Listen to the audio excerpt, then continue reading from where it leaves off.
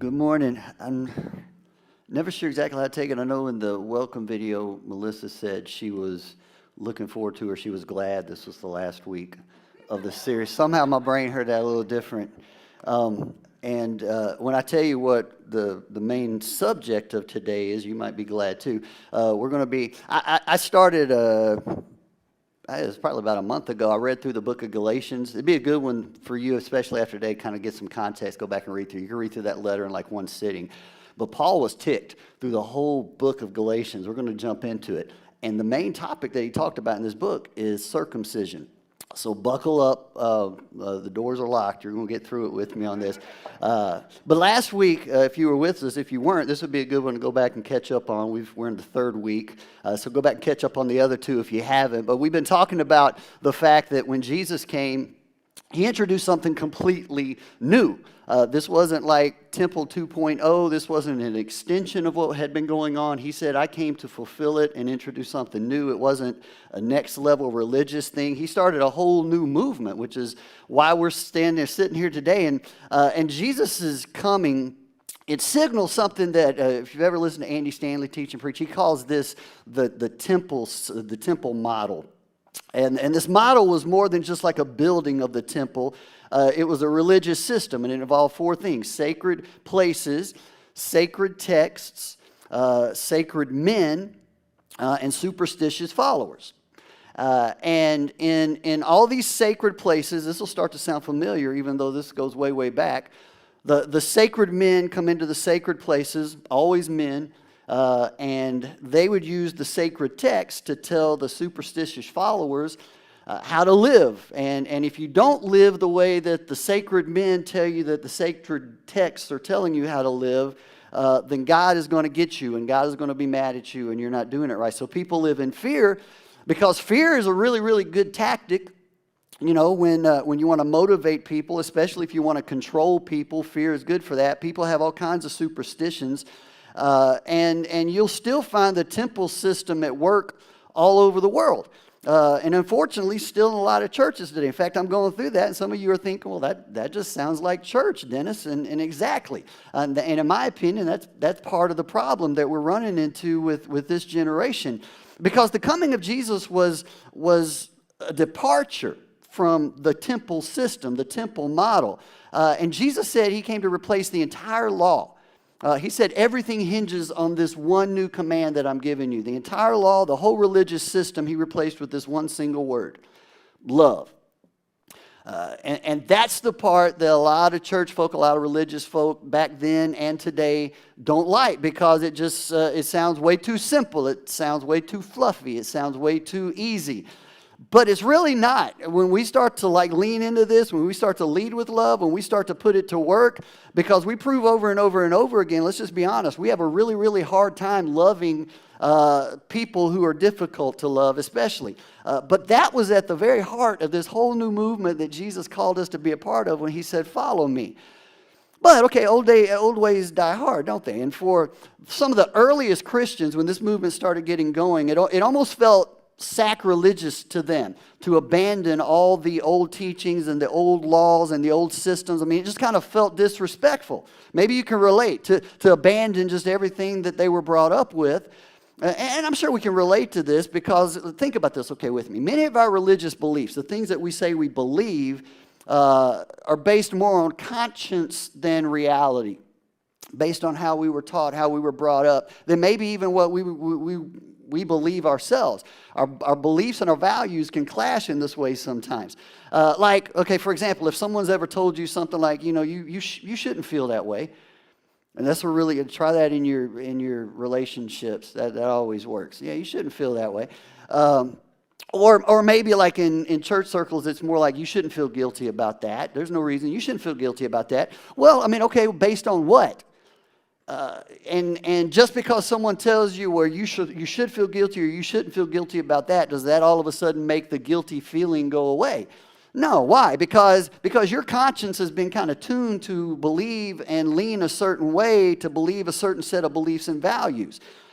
For example, I can think about some friends even some of you maybe, that you might do some things, you might live your life in ways that, I might feel a little uncomfortable about because the way I was raised or grown up, things that bother me, but it doesn't bother you at all. And you'd be surprised if I told you it bothered you maybe. Or I've been around other friends who I'm surprised to find, something I did bothered them and just a little bit.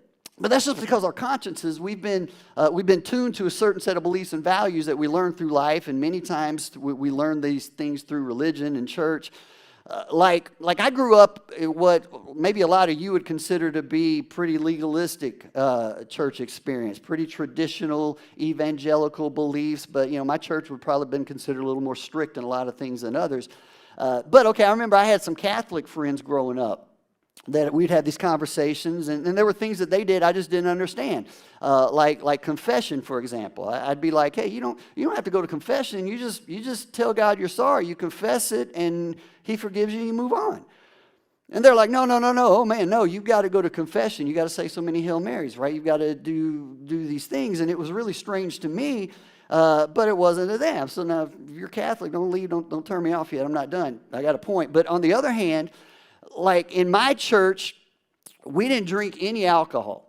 At least we didn't let you look in the fridge when you were at our house. We didn't drink any alcohol. We were teetotalers, I remember is what we called ourselves.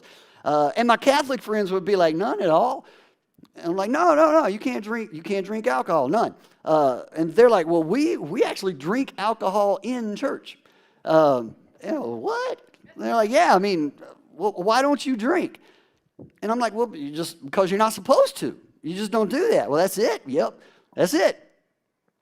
And then they always throw back the whole classic, well, Jesus turned water into wine, right?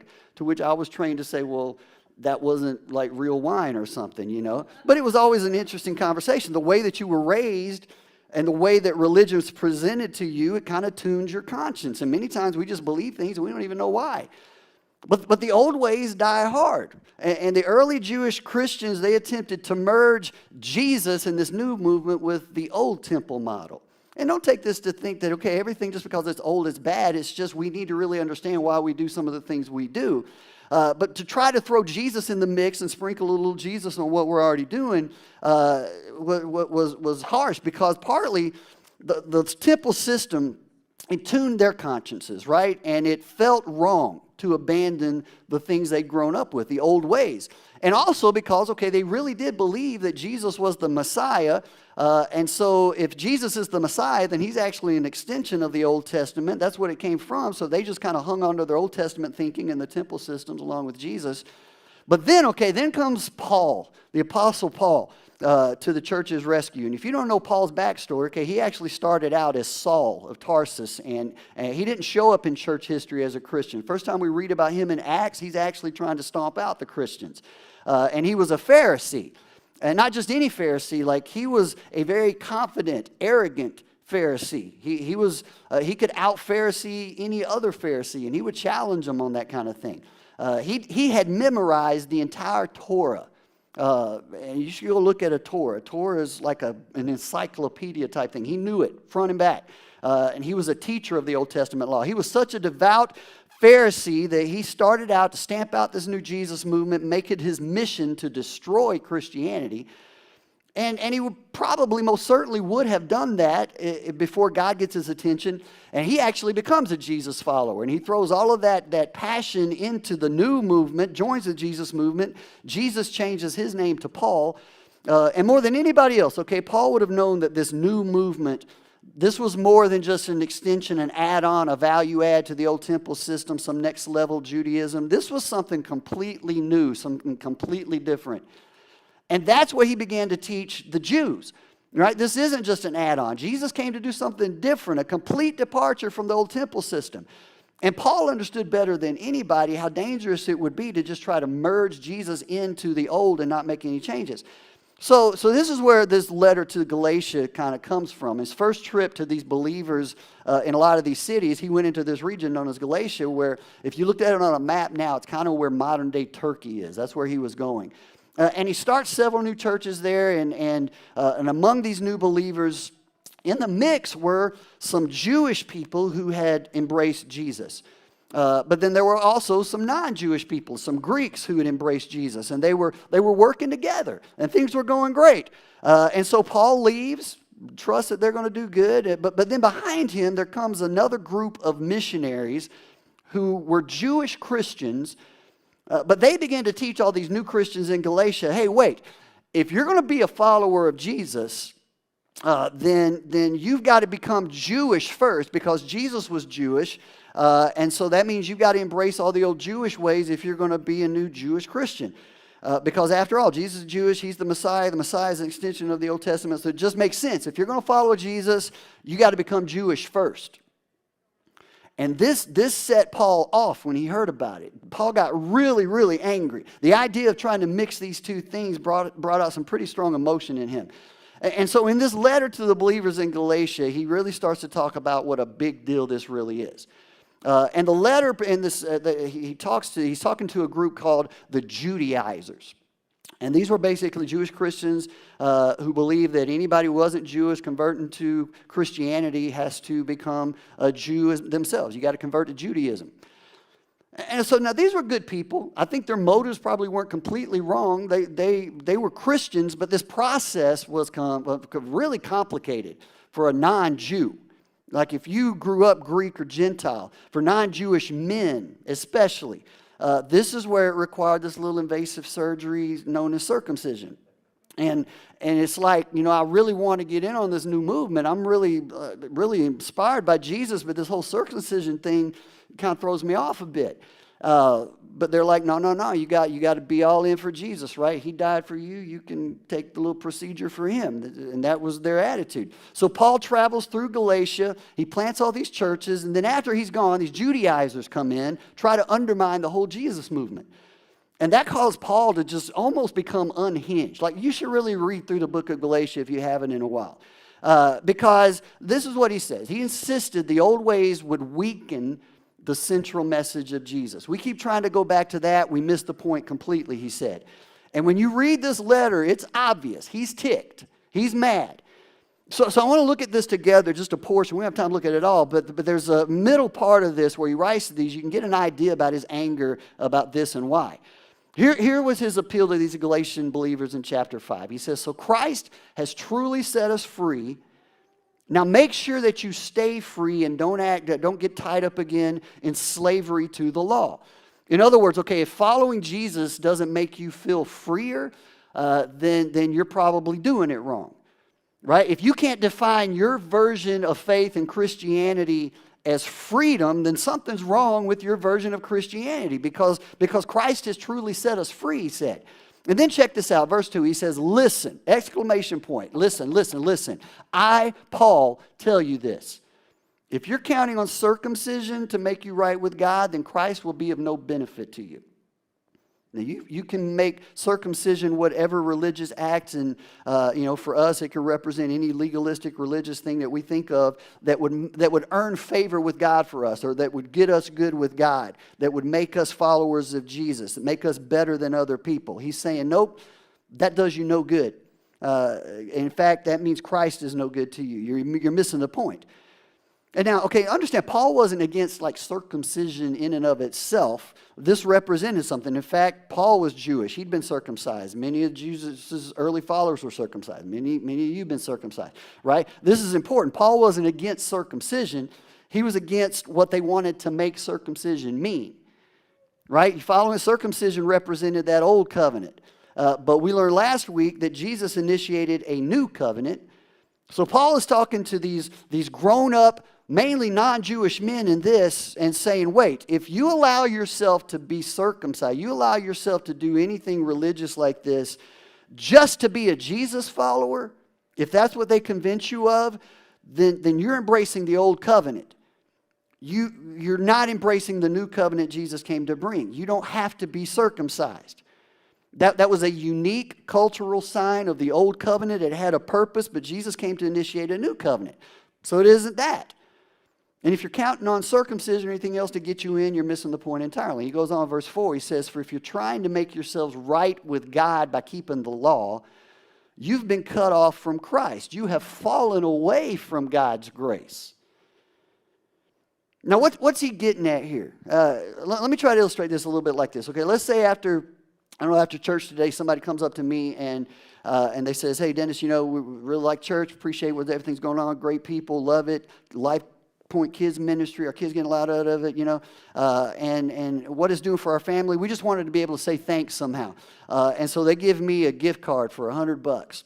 It's like my favorite restaurant or something, and it'd be self-serving if I told you which one, so I won't tell you which one. But they give me a $100 gift card, and that's awesome. But I'm like, hey, I'm just grateful for you being here. You don't need to give me that. Let me at least pay for the card, right?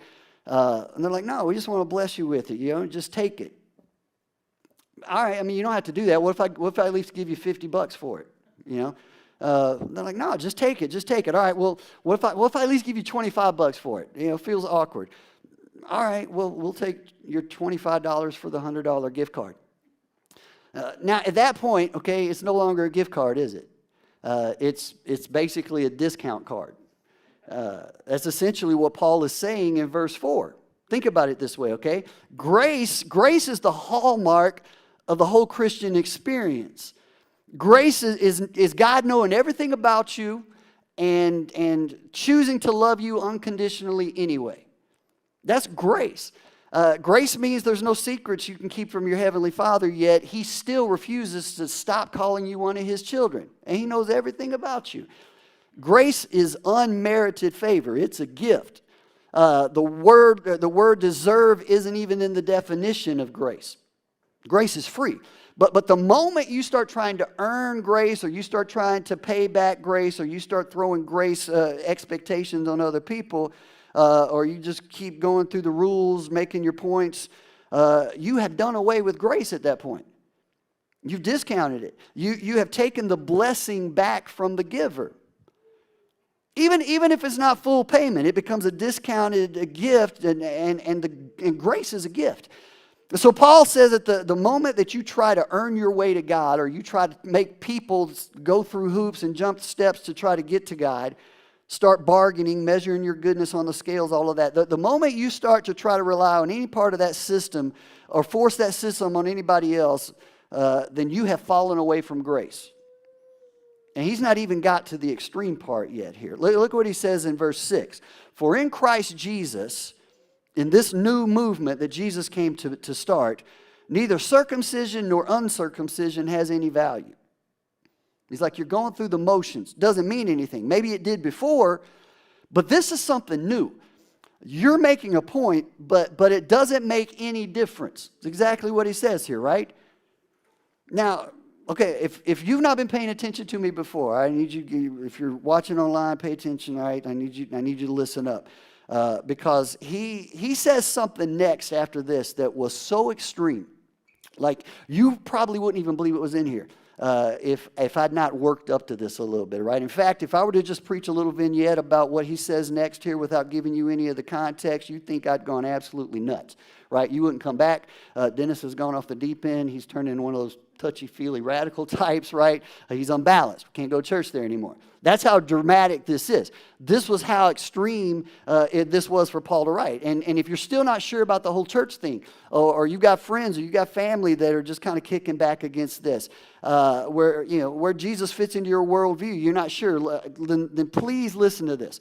Because I think what Paul is about to say might have a lot to say with why you resist church or Christians altogether. Because so much of what I think people find it so easy to push back against faith with is the fact that we as church people have pushed back against what Paul is about to say to us. All right? That's why we said this last week, all right? I want you to remember this. Many of the things that people push back against with the church are things we should be pushing back against too. And so this is a really good example of what I'm talking about here. I want you to listen to what this former Pharisee, who was very, very religious, memorized the Torah law, was formally committed to stamping out the Jesus movement, very, very committed. Think about what he said, okay? I built this up really, really big, right? You ready for this? He said, the only thing that counts is faith expressing itself through love. No, wait, Paul. Have you seen like how big the Bible is? The Torah plus the New Testament, all these letters floating around. I can't even read the whole thing in a year, right? And you're telling me the only thing in all of that counts, like it's not one of the 10 big things, and this is like one of the big 10 things? No. Like, weren't there like 630 different commandments we've like added onto this thing right now? Isn't it that? No. One thing means one thing, right? The only thing that counts is faith expressing itself. And the word, the Greek word means to work it out, working it out. It's a process. And in the end of it, the only thing that matters, when we boil it all down, when we get to the one thing that really matters, the only thing of any value is our faith expressing itself through love. That's huge to me because the circumcision, the whole idea still represents something for us today, maybe in different ways. I mean, it's the old temple model of us asking God constantly, how am I doing? How's my list going, right? How am I doing on the ladder? I got circumcised. We good now? I did this, I did that. Or am I good? Or it's our way of making our points to people, right? Taking our stands, but not making any difference. No influence. And Paul says, listen, okay, all that noise is over. If you're a Christian, if you call yourself a follower of Jesus, if you claim his name, you put your faith in him, Paul is saying quit trying to earn it and worrying about what God thinks about you. Quit trying to make people jump through your hoops in order to prove that they are worth it too. You don't have to sleep one night of your life wondering where you are with God. Quit worrying about all of that. Stop trying to earn it and just start looking around, because the only thing that matters, the real proof, is how you treat other people. He's like, shut up and love somebody, right? In Jesus, you and God are fine. But I get it, okay? This is radical. This is a really big deal. This will make church people squirm. Because if your whole approach to God is constantly wondering, God, I hope we're good, that's temple thinking. If your whole approach to God is, God, we got to make sure everybody else, understands and gets in line, that's temple thinking. And Paul says it doesn't matter. That day is over. Tie a ribbon, okay? It was valuable. It served a purpose. It got us to a point where Jesus could come. It got us to where we are today. But Jesus signals something completely new. And then he asks a really interesting question in verse 7. He says this. He says, you're running a good race. You were. But who cut in on you to keep you from obeying the truth? Talking to these Galatians, right? What happened? Things were going so well, I leave, and then all of a sudden, and I don't know if you catch it here, but he uses a little wordplay because, he's getting worked up on this issue. He's getting ticked, and so he asks, who cut in on you? Which is a racing phrase, but it's also a little graphic in the context of this whole circumcision thing, right? And I think it's purposeful. He's like, who cut you off? That's what he said. Wow. And then he uses a quote that we can probably all relate to here. He says, a little yeast works through the whole batch of dough. Right? You know what yeast is? A little single cell fungus.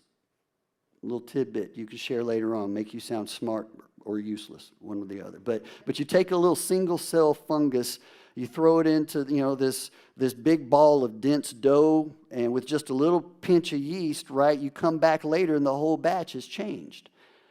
And he's saying it's the same thing with your faith, just a little pinch of temple system, a little bit of legalism, just a little bit of gracelessness, a little bit of making your point, a little bit of how am I doing with God, a little bit of making noise. It pollutes the whole thing.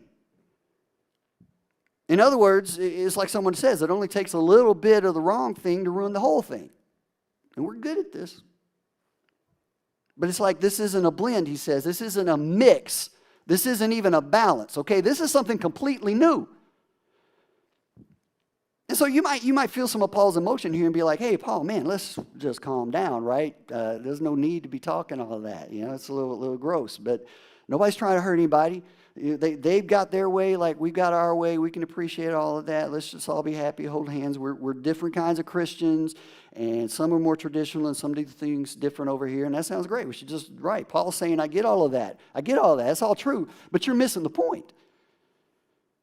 Because the Apostle Paul knew exactly where this thing would lead if we let it, because it has led many of us, many people we know, to where we are today. This is the thinking that's led so many from this generation and the next away from church and away from following Jesus and away from wanting to hear anything about our faith.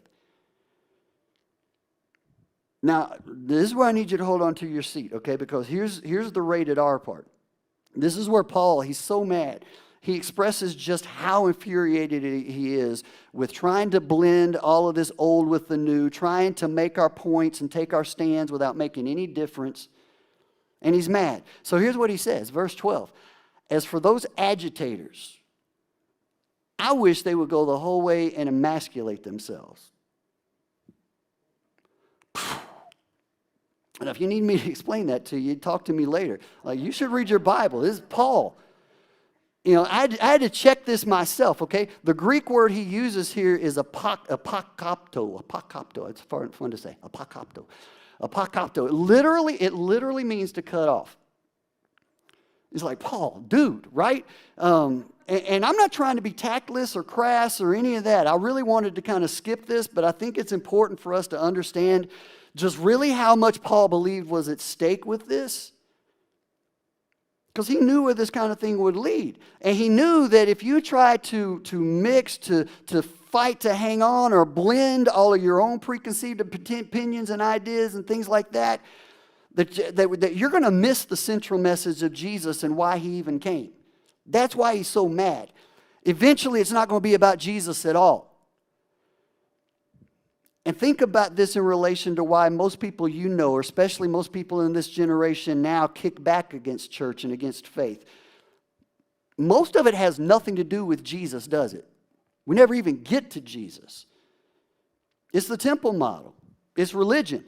You're going to think you're right with God because of following the rules. It has nothing to do with the relationship anymore. Paul is saying, okay, this is how big this is. And his passion for all of this new, he says, I wish these jokers would hurt themselves before they keep hurting you. He knew this, all right? Think about this. He knew that in this temple model, that if they try to just blend and merge, first of all, the leaders become pretty self-righteous. Starts to sound familiar.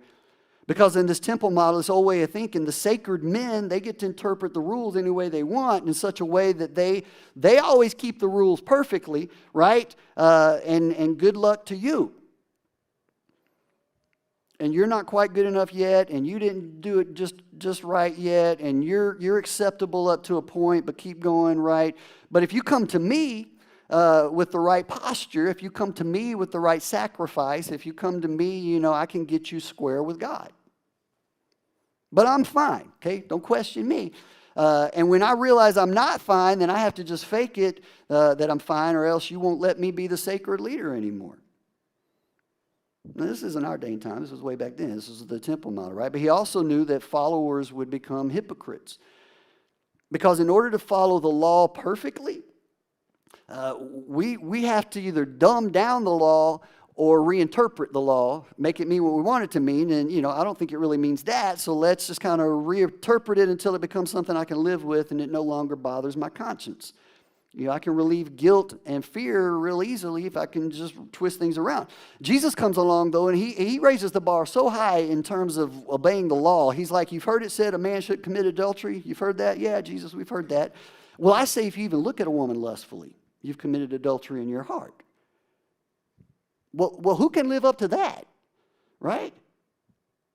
He says, you've heard it said you shouldn't murder. Yeah, I'm good there. I haven't killed anybody today. Well, good. I say if you hate your brother, you're guilty of murder. That's what Jesus said. And you're like, wait, what?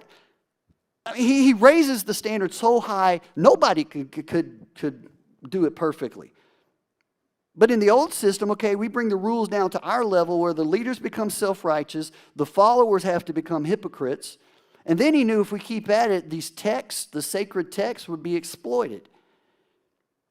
Like, well, you're not good enough because it says right here, right here, and right here, and I've got a verse for that, and if you look over here, I've got a verse for that, and ultimately, because of that, the people get mistreated. And some of you have experienced this. You ever been mistreated by a religious person? You ever been mistreated in a church? by a sacred person? Like have you ever had somebody put law above love in your life? The main thing, the only thing that counts, he says, the only thing of any value, Paul knew that, okay, if we remain committed to the wrong things, then we're going to miss the main thing. And here's what Paul says is the main thing. You, my brothers and sisters, were called to be free. But don't use your freedom to indulge in the flesh. Rather, serve one another humbly in love. Like freedom, make sure you don't twist this into being some ooey gooey, I can do whatever I want to do because we're loving. No, that's not love. Freedom doesn't mean there aren't any consequences for my actions and for sin. Religion teaches, okay, I go to the priest, I go to the pastor, I confess, I make the right sacrifice, I walk the aisle, do what I need to do. He forgives my sins, so I can go out and fill up my sin bucket again until the next weekend when I can come back in and empty it, right? That's religion. And that's not just Catholics, that's Baptists, that's Methodists. We all have our way of doing that. Every group seems to have what seems like these little games we play with God to get back in good with God. But Paul is saying, okay, listen, if you're worried that this is the only thing that's going to make anything free is the rules, that you can do whatever you want, then you still don't understand the main thing. You don't use your freedom to try to indulge the flesh. Here's how you use your freedom, he says. You lead with love. You lead with love. You go there first, and then you live a bigger story. You serve one another humbly in love. And then he says this, he's kind of quoting Jesus here. He says, the entire law is fulfilled in keeping this one command. Love your neighbor as yourself. The entire law? I mean, this is so powerful. It's even more powerful because this one command actually came right out of the old law. This love your neighbor as yourself, Jesus didn't come up with this. He was quoting Leviticus in the Old Testament. Right there in the middle of the Old Testament, it wasn't one of 630 laws. It wasn't even one of the 10. It was the one thing that would enlighten all the others. Right there in it. Like, I don't know, anybody remember The Wizard of Oz? Remember watching this movie, the original one? Like, for me, the movie should have been like 15 minutes, 10, 15 minutes top. Not because I didn't like it. It was entertaining and everything. But, okay, if you remember, it was like 2.5 hours or something. I mean, the movie starts, tornado rolls through Kansas, right? His house gets blown away. Dorothy gets hit in the head and wakes up in Oz. All these little people everywhere. And then she sees the ruby slippers, takes them off on the witch. She puts them on, right? You remember all of that? And at that point, okay, she could have just clicked her heels and gone back to Kansas. She could have. She'd be back, roll credits, done. 10 minutes, 15 minutes, the whole story's over. No commercial breaks. I mean, the whole movie, she's rocking those little red ruby slippers, and she could have gone back to Kansas anytime. In fact, at the end of the movie, that's what Good Witch Glinda told her, right? You remember that? You had the answer the whole time. Here's what Paul is saying. This is what he's getting at. To my Jewish brothers and sisters, we had the answer the whole time. It was right there in the book of the law. The main thing is to love your neighbor as yourself. Jesus said, love God, love others. The rest is detailed. It all hinges on this. In fact, the way you love God is by loving and serving your neighbor. The temple model asks, okay, God, how are we doing? How are we making our points, right? Jesus says, look around, and you'll know how you're doing. The only thing that counts is faith expressing itself through love.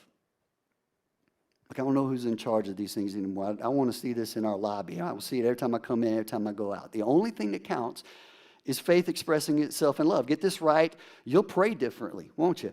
Get this right, and you'll see sin in a completely different way for what it really is. It breaks the heart of God. It hurts people. Get this right, and your whole religious experience will be characterized by freedom more than anything else. Because, listen, if your religious experience has made you feel anything but free, you're doing it wrong. You're approaching it wrong. When we get this right, we treat people better. If this feels like way too wrong, if this feels too constrictive, too unstructured, think about how these original Jewish believers took this. They felt the exact same thing in the first century, and a lot of the Gentile believers. And if this still feels a little bit extreme for you because of your religious background, then hopefully maybe that means you've been paying attention. It should rub us a little bit wrong. And if you're here and you've had a bad church experience somewhere along the way, It wasn't because people believed in Jesus too much, was it? It wasn't because people followed Jesus just a little too much. No, that wasn't your bad church experience. That wasn't your bad religious experience. You don't resist church. No one you knows resists faith because we're too loyal to Jesus. It's the exact opposite. It's because of how we've treated you. That's why you can't mix and match and blend, Paul says. But can you imagine how different our church would be? How different your little circle of influence would be? How different our community, how different our country would be if just the Christians had decided, there's only one thing that really matters, the one thing that counts. It's my faith in Jesus. It's what I claim to believe being lived out by showing itself through love for other people. And that's it. That's the foundation. That's the go-to. That's the scale. That's the test. What would love do? That's the question. And faith's answer to that question is the only thing that really counts. Would you just pray with me? Father, I pray that as we wrestle with this, and not just to understand, but God, to be able to actually walk it out and live it out. I just pray that you would help us to wrestle with it and ask the right questions, to maybe even kick back against the things we should be kicking back against, as uncomfortable as that can be. But God, help us to understand how important this is, maybe now more than ever, in the society and the culture we live in, God, to live out this new ethic that you came to teach us, to love, to not just be strong at our points and have to be right all the time, but God, to extend grace and to love the unlovable. God, teach us to do this in ways that draw people to you. And we pray this in Jesus' name. Amen. All right, we're so glad